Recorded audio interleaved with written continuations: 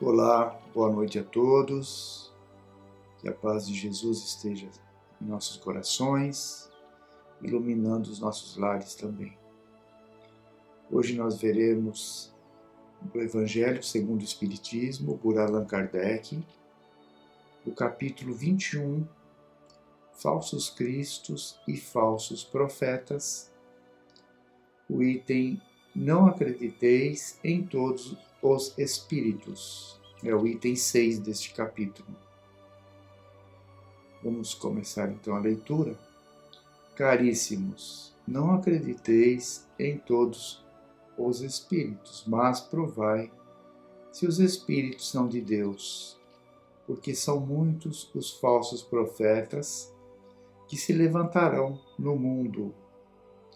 É de João, Epístola 1, capítulo 4, versículo 1.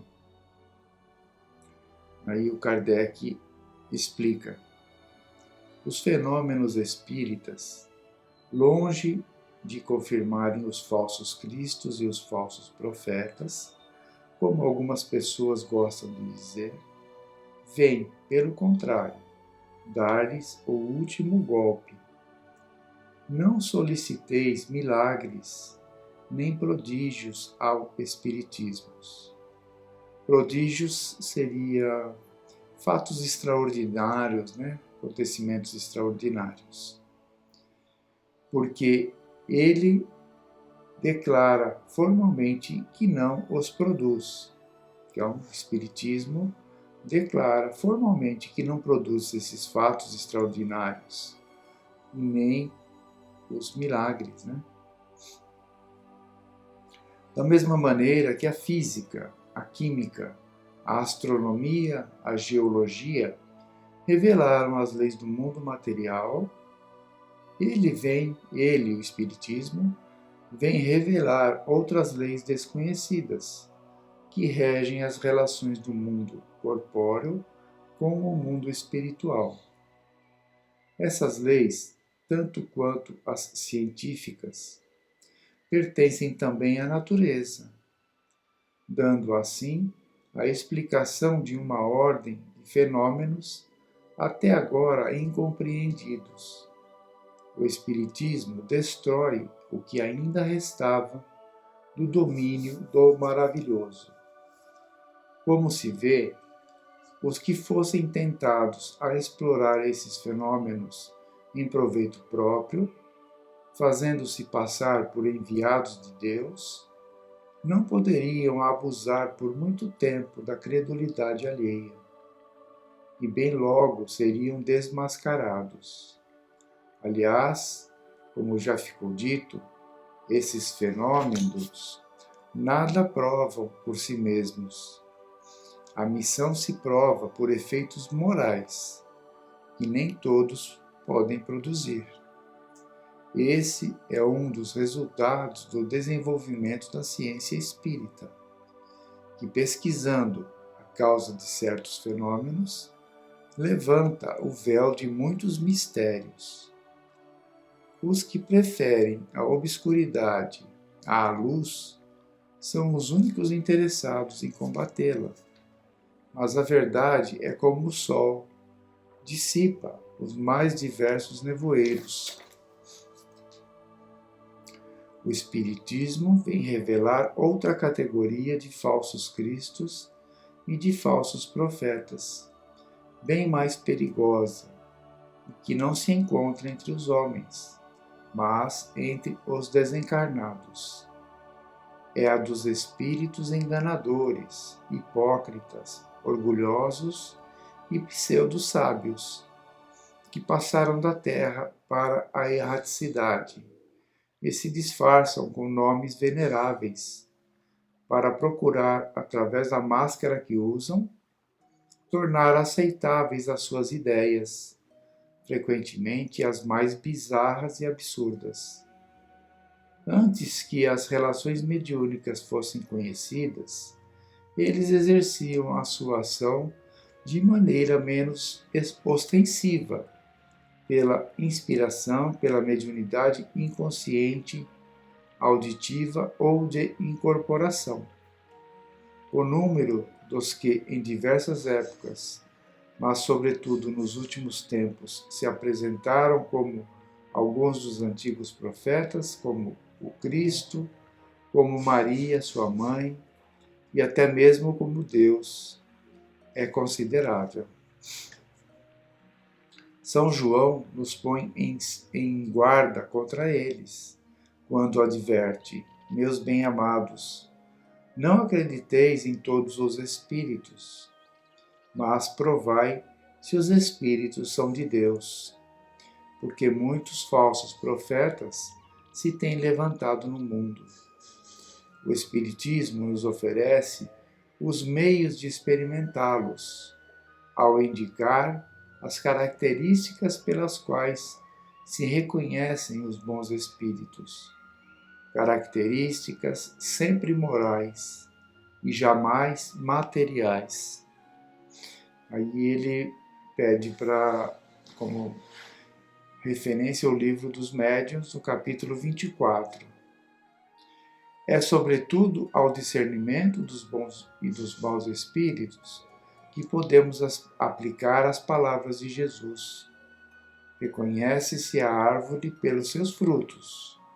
Uma boa árvore não pode dar maus frutos, e uma árvore má não pode dar bons frutos. Julgam-se os espíritos pela qualidade de suas obras, como a árvore pela qualidade de seus frutos.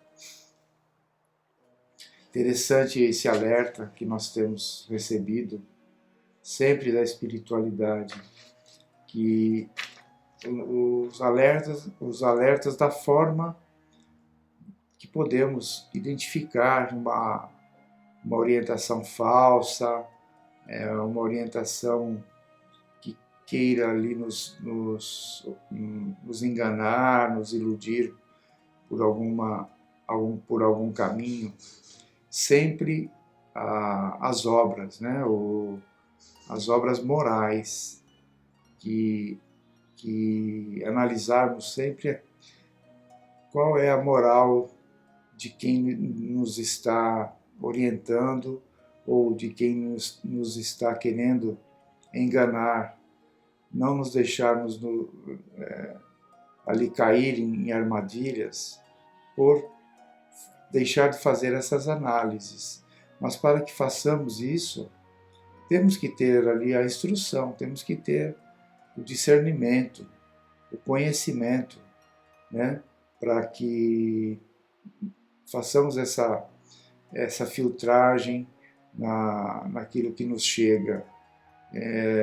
Hoje em dia, principalmente com a facilidade que existe nas comunicações, o acesso que temos a inúmeras fontes de comunicação, mensagens ali chegando a nós a todos os momentos, através das redes sociais, através da internet de uma forma geral.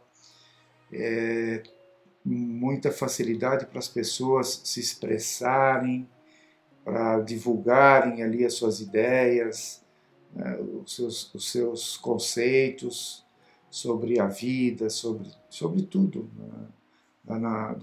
dentro da vida, né? Sobre os pontos da vida.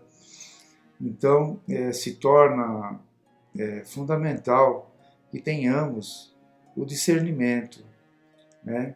Qual é o fundo daquela mensagem, qual é a intenção daquele espírito, seja ele encarnado, seja ele desencarnado, que está ali querendo passar alguma informação, analisarmos o fundo, né? Aí reconheceremos, como ele diz, né, que Jesus nos orientou, reconheceremos a árvore pelos seus frutos. Uma árvore boa só dá bons frutos, uma árvore má ainda não consegue dar bons frutos. Fazermos essa seleção da nossa atenção, para que a gente não possa se iludir mais e seguir aquela ideia que existe, né? Que os espíritos puros, os espíritos verdadeiramente orientadores, não se incomodarão de nós ali e buscarmos verificar a sua mensagem, se ela tem alguma base, se ela tem alguma base moral ou não. Não, eles não se incomodarão, aliás, pelo contrário, eles até querem mesmo que nós façamos isso para não cairmos em armadilhas. Agora, os espíritos que querem fazer ali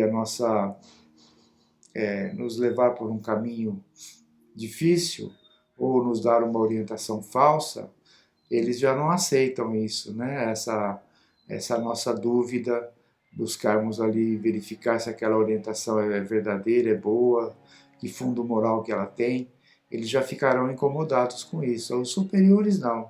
Os superiores até gostariam que fizéssemos isso mesmo, porque aí verificaremos a veracidade daquilo, né, através da nossa busca mesmo, da nossa investigação. Diz também dentro do Espiritismo que mais vale, né, recusarmos 10 verdades do que aceitarmos uma mentira. Então, esse é o conceito, esse é o cuidado que nós temos que ter dentro do discernimento, do bom senso, daquilo que nos chega. Aqueles fatos prodigiosos, como ele diz aqui, né, espetaculares, ou até aqueles considerados como milagres, não é feito pelo Espiritismo. O Espiritismo age sempre dentro dos espíritos superiores, agem sempre dentro das forças naturais. Tudo que é feito dentro, né, da lei natural das coisas. Nada é criado de forma milagrosa ou espetacular para nos chamar a atenção ou para nos atrair ali e baixarmos a nossa guarda e sermos enganados, sermos iludidos. Então que nós tenhamos sempre isso na nossa mente, essa verdade espiritual, para que a gente não caiamos aí em armadilhas, né? Que Jesus possa nos abençoar sempre, nos dar essa confiança, que na dúvida façamos uma prece antes de qualquer ação, de qualquer decisão que tomarmos, pedindo a Deus para que os bons espíritos nos iluminem sempre, né? Abrirmos o nosso coração, que certamente essa orientação segura, correta, vai ser indicada para nós. Confiarmos e façamos a nossa parte sempre com boa vontade, com alegria, com esperança e otimismo. Que Jesus nos abençoe, nos dê sempre a sua luz, a sua paz. Tenhamos todos uma boa semana.